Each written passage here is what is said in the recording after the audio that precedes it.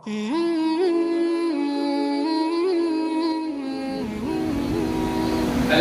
لله نحمده ونستعينه ونستغفره ونؤمن به ونتوكل عليه ونعوذ بالله من شرور أنفسنا ومن سيئات أعمالنا من يهده الله فلا مضل له ومن يضلله فلا هادي له ونشهد أن لا إله إلا الله وحده لا شريك له ونشهد أن سيدنا وسندنا وحبيبنا ومولانا محمدا عبده ورسوله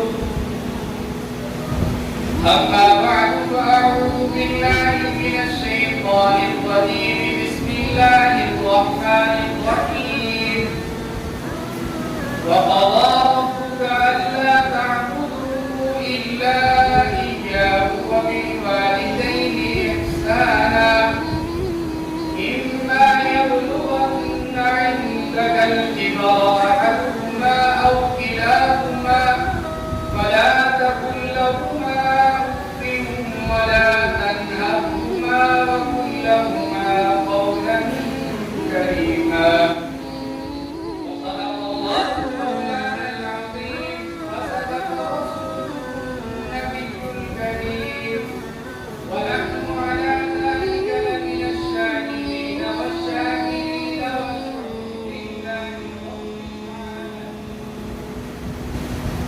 آج کے اس خطبہ مبارک میں میں ایک اہم عنوان پر گفتگو کرنا چاہتا ہوں. وہ ایک ایسا مضمون ہے جو ہمارے اس معاشرے کی انتہائی ضرورت ہے اور جس میں ہمارے اندر بہت ساری کوتاہی، کمزوری اور کمی محسوس کی جاتی ہے. بلکہ اللہ معاف فرمائے، ہماری نسلیں نو اور جدید تہذیب یافتہ اپنے آپ کو کہلوانے والے لوگ اس مزاج اور معیار کے بن گئے ہیں. ان کی یہ سوچ ہوتی ہے کہ جب ماں باپ بوڑھے ہو جائیں، 60-70 سال گزر جائیں، تو ان کا یہ حق نہیں بنتا کہ ان کو اپنے گھر میں رکھا جائے، ان کا اکرام کیا جائے، ان کی خدمت کی جائے، ان کی عزت کی جائے. بلکہ یورپ کنٹری کی طرح جیسے وہاں ہوتا ہے ایسے ہی یہاں پر ہو کہ ماں باپ کے لیے علیحدہ رہائش گاہ ہو، ان کے لیے علیحدہ مقام کا انتظام کیا جائے یا ان کو پاگل خانوں میں داخل کر دیا جائے. یہ آج کے تہذیب یافتہ لوگوں کی سوچ بن چکی ہے اور یہی سوچ یورپ والوں کی ہے. اسی حوالے سے میں آپ حضرات کے سامنے والدین کے حقوق اور ان کی اہمیت پر چند باتیں عرض کرنا چاہتا ہوں. میرے بھائیوں، انسانی رشتہ ایک عجیب رشتہ ہے. اللہ تعالیٰ نے جس کو آپس میں جوڑ رکھا ہے،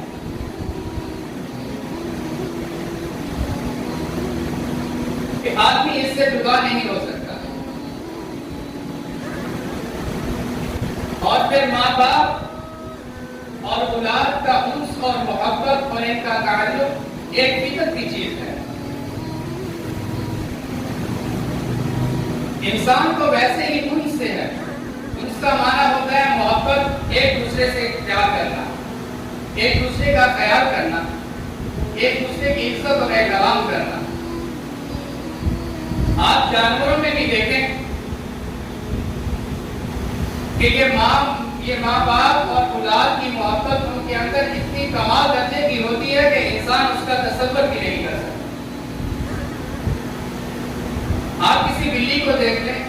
مرغی کو دیکھ لیں، کسی بکری کو دیکھ لیں، کسی چڑیا کو دیکھ لیں، رس کسی بھی جانور کو آپ دیکھ لیں کہ وہ اپنے بچوں کو جنم کیسے دیتی ہے، اپنے بچوں کو پالتی کیسے ہے، اپنے بچوں کی تربیت کیسے کرتی ہے اور ان کا خیال کیسے رکھتی ہے اور ان کی آزمائشوں پر پورا کیسے اترتی ہے، وہ اپنے بچوں کے ساتھ کھیلتی کیسے ہے اور وہ ان کے ساتھ خوشی کا اظہار کس انداز سے کرتی ہے۔ اس سے پتہ چلتا ہے کہ محبت کا جو پہلو اللہ نے اولاد کی محبت والدین کے سینے میں جو جذب کر دیا رکھ دی ہے، وہ اتنی قوی اور مضبوط ہے کہ وہ صرف انسانوں تک محدود نہیں بلکہ جانوروں میں بھی اللہ نے وہ چیز رکھ دی۔ جانور بھی اپنی اولادوں کے ساتھ، اپنے بچوں کے ساتھ محبت اور پیار کرتے ہیں، ہم تو اکیلے انسان ہیں۔ تو میرے بھائیوں، دین اسلام نے اللہ تعالیٰ کے حقوق کا ایک وسیع دائرہ جو قائم فرمایا ہے، اس کی دو قسمیں ہیں، ایک حقوق اللہ ہے اور دوسرے حقوق العباد ہیں۔ حقوق اللہ یعنی اللہ کا حق بندے کے ذمہ کیا کیا ہے، اللہ تعالیٰ کے حقوق ہم نے کون سے ادا کرنے ہیں۔ حقوق اللہ کے اندر نماز ہے، روزہ ہے، زکوٰۃ ہے، حج ہے، توحید ہے، کلمہ طیبہ کا پڑھنا ہے، اور جتنی بھی عبادات کی اقسام ہیں وہ ساری کی ساری حقوق اللہ کے اندر شامل ہیں۔ اور حقوق العباد میں والدین کا حق ہے، حقوق العباد میں بہن بھائیوں کے حقوق ہیں، اور حقوق العباد میں رشتہ داروں کا حق ہے، ہمسایوں کا حق ہے، اپنے ماتحتوں کا حق ہے۔ حقوق العباد کی بھی ایک بہت لمبی تقسیم ہے جو آیت کریمہ میں نے آپ حضرات کے سامنے پڑھی، اس میں اللہ رب العزت نے حقوق اللہ میں سب سے جو افضل حق ہے، جو بڑا حق ہے، اللہ نے اس کو بھی بیان فرمایا، اور حقوق العباد میں سے جو اہم حق ہے اللہ نے اس کا بھی ذکر فرمایا۔ حقوق اللہ میں سب سے بڑا حق یہ ہے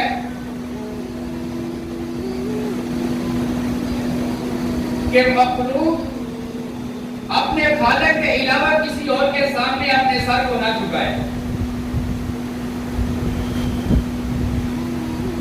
یہ حقوق اللہ کا سب سے بڑا حق ہے۔ اپنی زمین نیاز کو کسی اور کے سامنے نہ ٹیکے، یہ صرف جس نے بنائی ہے اس کے سامنے اپنے سر کو جھکایا جائے، اسی کے سامنے اپنی زمین نیاز کو ڈالا جائے، جھکایا جائے اور اسی سے سب کچھ مانگا جائے۔ یہ اللہ کا فیصلہ ہے۔ وَقَضَىٰ رَبُّكَ أَلَّا تَعْبُدُوا إِلَّا إِيَّاهُ وَبِالْوَالِدَيْنِ إِحْسَانًا۔ وَقَضَىٰ رَبُّكَ، میرے پیارے پیغمبر اللہ یہ فیصلہ کر چکے ہیں، اللہ تعبدوا الا اياه، کہ اللہ کے سوا کسی اور کی عبادت نہ کرو، اسی کے سامنے اپنے ماتھے کو ٹیکو۔ اللہ نے یہ فیصلہ کر دیا ہے۔ اب جو آدمی اللہ کے فیصلے کو جھٹلائے گا، جو اللہ کے فیصلے کو چھوڑے گا، کسی اور کے دروازے پر، مخلوق میں سے کسی اور کے دروازے پر جا کر اپنے سر کو جھکائے گا، اپنی زمینوں کو ان کے سامنے ٹیکے گا، تو وہ مسلمان نہیں ہو سکتا، وہ کافر اور مشرک ہو جاتا ہے۔ اور اللہ نے یہ فیصلہ فرمایا وَقَضَىٰ رَبُّكَ أَلَّا تَعْبُدُوا إِلَّا إِيَّاهُ، کہ تمام عبادات اللہ کے لیے۔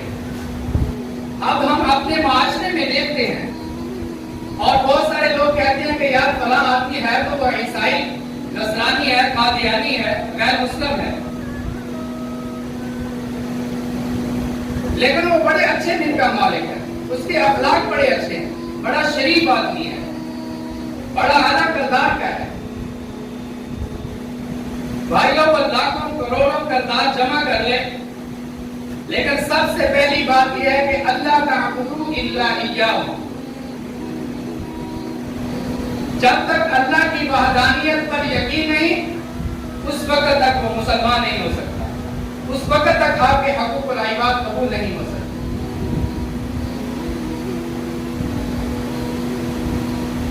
پھر اللہ کے نبی صلی اللہ علیہ وسلم نے اس نے سلوک کی آگے کس نے بھی بیان فرمایا.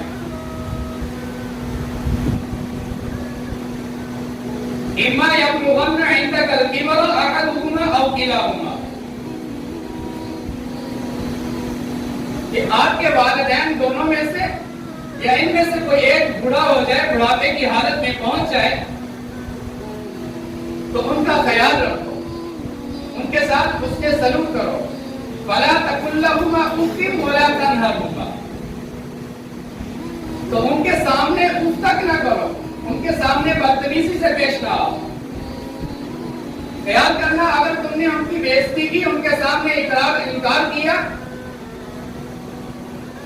تو پھر تم جتنے بڑے عابد بن کے آ جاؤ، زاہد بن کے آ جاؤ، اللہ تمہاری تمام عبادتوں کو، تمہارے تمام اعمال کو بیکار کر دیں گے، تمہاری کوئی بھی عبادت قبول نہیں ہوگی. اور یہ بات یاد رکھیں کہ اولاد کی نیکیاں والدین کے حسن سلوک کے ساتھ منسلک ہوتی ہیں. آپ ماں باپ کی عزت کریں گے، ماں باپ کا احترام کریں گے، تو آپ کے نام اعمال میں نیکیاں آتی رہیں گی. اور اگر آپ نے والدین کی بد دعا دی، تو آپ کی کوئی بھی نیکی اللہ کے ہاں قبول نہیں ہوگی. اللہ کے نبی صلی اللہ علیہ وسلم نے جب والدین کے حقوق بیان فرمائے، تو اللہ کے نبی صلی اللہ علیہ وسلم نے 3 بار ماں کا تذکرہ فرمایا، اور چوتھی بار اللہ کے نبی صلی اللہ علیہ وسلم نے باپ کے حقوق کا بھی لحاظ رکھنے کا حکم فرمایا. اب اس روایت میں اللہ کے نبی صلی اللہ علیہ وسلم نے 3 بار ماں کا ذکر فرمایا اور 1 بار باپ کا ذکر فرمایا. اس میں حکمت کیا ہے؟ تو علماء نے لکھا ہے کہ ماں کے 3 کام ایسے ہیں کہ باپ اس کا تصور نہیں کر سکتا.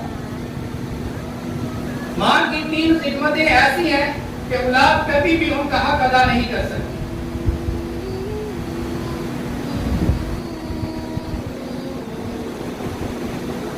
ماں کے 3 کام ایسے کون سے ہیں کہ باپ ان کا تصور نہیں کر سکتا. سب سے پہلا کام کہ ماں بچے کو 9 ماہ تک اپنے پیٹ میں رکھتی ہے، باپ اس کا تصور نہیں کر سکتا.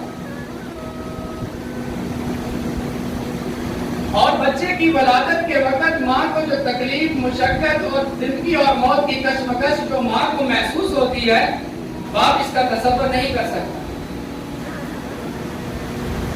اور 2 سال تک اپنے سینے سے لگا کر اپنی چھاتی کا دودھ جو ماں پلاتی ہے، باپ کبھی اس کا تصور نہیں کر سکتا. یہی 3 کام ہے جس کی وجہ سے اللہ کے نبی صلی اللہ علیہ وسلم نے فرمایا کہ اپنی ماں کا خیال کر، ماں کا خیال کر اور اپنی ماں کا خیال کر. اور پھر فرمایا کہ اپنے باپ کا بھی خیال کر، اس وجہ سے کہ اس دنیا کے اندر آنے کا ذریعہ یہ تیرا باپ ہے، یہ تیری اصل ہے. اس لیے اللہ کے نبی صلی اللہ علیہ وسلم نے ماں کو 3 مرتبہ ذکر فرمایا اور باپ کو 1 دفعہ.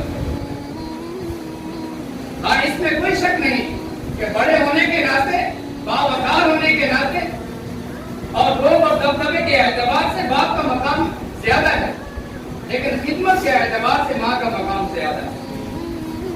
ہر ایک کا ایک مقام اللہ نے بیان فرمایا. اللہ کے نبی صلی اللہ علیہ وسلم نے فرمایا کہ جنت کے جتنے دروازے ہیں ان میں سے ایک دروازہ تمہارا باپ بھی ہے، جس دروازے سے تم نے گزر کر جنت میں جانا ہے. اب تمہاری مرضی ہے کہ اس دروازے کو کھول لو یا اس دروازے کو بند کر دو. ماں باپ کی عزت کرو گے، احترام کرو گے، ان کی خدمت کرو گے تو یہ دروازہ کھل جائے گا، اور ان کی اگر بے ادبی کرو گے تو یہ دروازہ بند ہو جائے گا. پھر اللہ کے نبی صلی اللہ علیہ وسلم نے فرمایا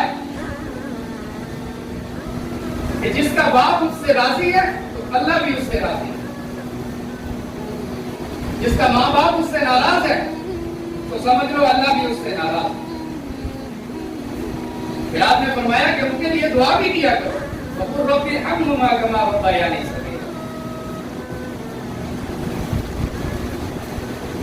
اے اللہ جیسے انہوں نے میرے اوپر رحم فرمایا آپ بھی ان کے اوپر رحم فرمائیے.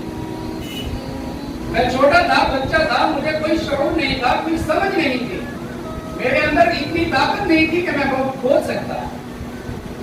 میں بیمار ہوتا تھا تو تکلیف ان کو پہنچتی, مجھے بھوک اور پیاس لگتی تو تکلیف ان کو پہنچتی, مجھے کوئی بھی مصیبت اور پریشانی آتی تو صدمہ میرے ماں باپ کو ہوتا.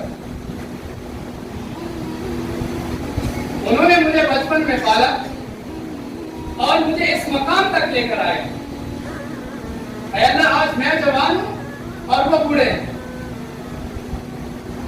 لیکن وہ ایک وقت وہ بھی تھا کہ یہ جوان تھے اور میں بچہ تھا, میرا بچپن تھا. آج میں جوان ہوں اور یہ بوڑھے ہیں, اور بوڑھا اور بچپن جو ہوتا ہے وہ برابر ہوتا ہے. جیسے بچے کی طبیعت ہوتی ہے تو بوڑھے آدمی کی ایسی طبیعت ہوتی ہے. تو اللہ کے نبی صلی اللہ علیہ وسلم نے فرمایا کہ قیامت کے دن ہر نبی کے ساتھ ایک آدمی جنت میں جائے گا, اور فرمایا میرے ساتھ جو آدمی جنت میں جائے گا وہ عثمان بن عفان رضی اللہ تعالی عنہ. حضرت موسیٰ علیہ السلام نے اللہ سے درخواست کی کہ اللہ ہر نبی کے ساتھ ایک آدمی جنت میں جائے گا تو میرے ساتھ کون سا آدمی ہے جو جنت میں جائے گا, میرا جنت میں ساتھی کون ہوگا؟ تو اللہ نے فرمایا موسیٰ فلاں کسائی جو ہے وہ تیرا ساتھی ہوگا, وہ تیرے ساتھ جنت میں جائے گا.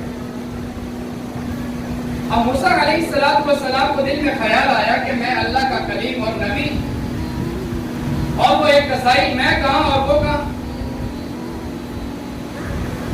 تو کہا یا اللہ مجھے اس کا پتہ بتاؤ, میں اس کو ملنا چاہتا ہوں, اس کو دیکھنا چاہتا ہوں. اللہ نے فرمایا موسیٰ جا فلاں بازار میں وہ گوشت بیچتا ہے. موسیٰ علیہ السلام نے اس علاقے کا سفر کیا اور اس جگہ پر پہنچے. موسیٰ علیہ السلام کہتے ہیں تو میں پہنچا تو میں نے کیا دیکھا کہ اس آدمی نے پھٹا لگایا ہوا ہے, عجیب سامان ہے, لوگ اکٹھے ہوئے ہیں, وہ گوشت دے رہا ہے, لوگ آ رہے ہیں جا رہے ہیں جیسے ہمارے ہاں ہوتا ہے. موسیٰ علیہ السلام کہتے ہیں کہ مجھے ایسی اس کی کوئی نیکی نظر ہی نہیں آئی. اللہ نے فرمایا کہ وہ تیرے ساتھ جنت میں تیرا ساتھی ہوگا, لیکن اس کی ایسی کوئی نیکی نہیں. موسیٰ علیہ السلام فرماتے ہیں عصر کا وقت ہوا, گاہک کھڑے ہوئے تھے, اس نے اپنی دکان کو بند کیا اور بند کرنے سے پہلے اس نے ایک گوشت کا چھوٹا سا ٹکڑا لیا, اس کو اچھی طرح صاف کیا, صاف کرنے کے بعد اس کا قیمہ بنایا اور اپنے تھیلے میں ڈالا اور اپنی دکان کو بند کر دیا. اب جب اس نے دکان بند کی, موسیٰ علیہ السلام کہتے ہیں مجھے کوئی نیکی نظر ہی نہیں آ رہی. تو میں نے اس آدمی سے کہا, اس کسائی سے کہا کہ میں مسافر ہوں, مہمان ہوں, اور میرے پاس رہنے کے لیے کوئی جگہ نہیں, آپ اجازت ہو تو میں آپ کے ساتھ آپ کے گھر میں چلا جاؤں. تو وہ کسائی کہنے لگا موسیٰ علیہ السلام سے آؤ میرے ساتھ چلو, مرحبا, یہ کون سی بڑی بات ہے. موسیٰ علیہ السلام فرماتے ہیں کہ میں اس کے ساتھ اس کے گھر میں آیا اور سب سے پہلے اس نے اپنے گھر کے باہر جھاڑو دیا, اچھی طرح صفائی کی, پانی لگایا, اور پھر کمرے سے ایک چارپائی لایا, چارپائی کو اس نے بچھایا اور پھر اندر سے ایک پوری اماں کو اٹھا کے لایا اور اس چارپائی کے اندر اس نے اٹھا دیا. موسیٰ علیہ السلام فرماتے ہیں کہ میں دیکھ رہا ہوں اس کے سارے نظام,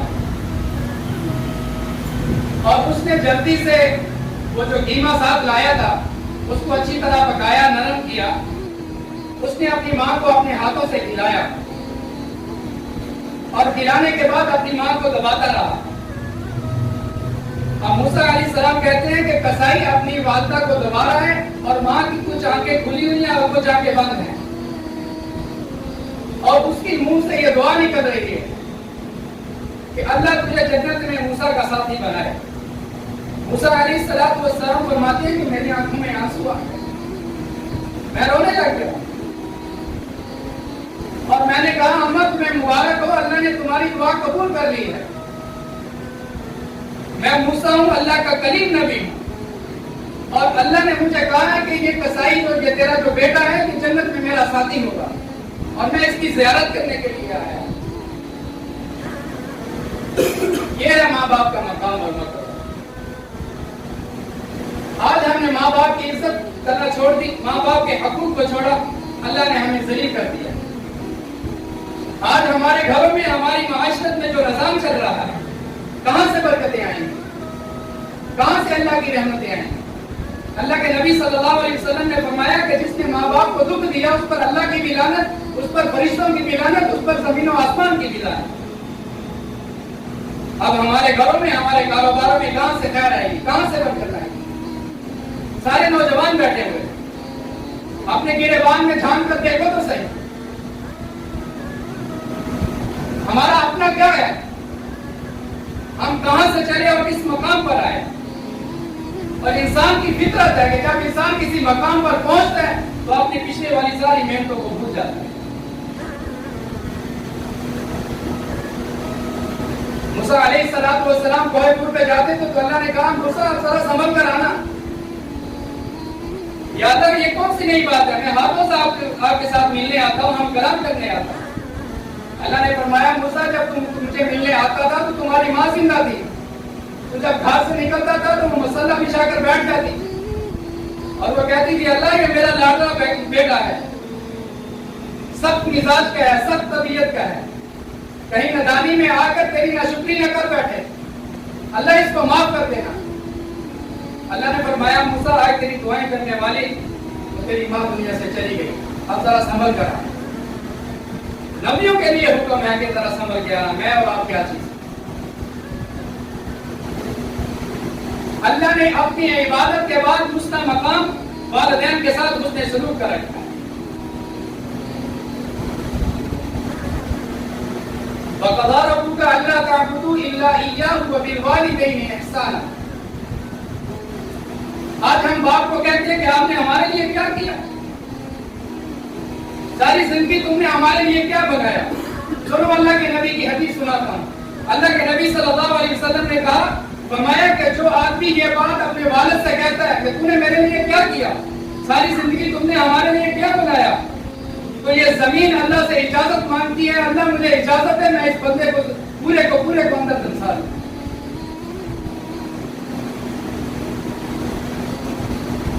آج ہم نے ماں باپ کی خدمت کو چھوڑ دیا, جس کی وجہ سے یہ حالات آئے. یہ پریشانی ہے, یہ مصیبتیں ساری ہماری وجہ سے آئے. اب گھر میں ماں بوڑھا ہے, باپ کو اتنی ضرورت نہیں کہ وہ اپنے بیٹے کو کوئی تنبیہ کر سکے, کوئی بات کہہ سکے. وہ بیٹے سے بات کرتے ہوئے ڈرتا ہے کہیں یہ میرا گلے باندھ نہ پکڑے. اللہ کے نبی صلی اللہ علیہ وسلم نے فرمایا کاش میری والدہ زندہ ہو, میں نماز کے لیے مصلی پر کھڑا ہو جاتا اور قرات شروع کر دیتا اور میری والدہ مجھے کہتی ہے محمد, تو اللہ کے نبی صلی اللہ علیہ وسلم فرماتے ہیں تو میں نماز چھوڑ دیتا اور کہتا لبیک یا ہوں. پھر اللہ کے نبی صلی اللہ علیہ وسلم نے فرمایا کہ 3 مواقع ایسے ہیں کہ جہاں پر اللہ تبارک و تعالیٰ کبھی بھی اس دعا کو رد نہیں کرے. اللہ تعالیٰ ہم سب کو والدین کے مقام کو سمجھنے کی توفیق عطا فرمائے اور ان کی خدمت کرنے کی توفیق عطا فرمائے اور ان سے دعائیں لینے کی توفیق عطا فرمائے. اللہ ہم سب کو دین اسلام کی صحیح سمجھ عطا فرمائے.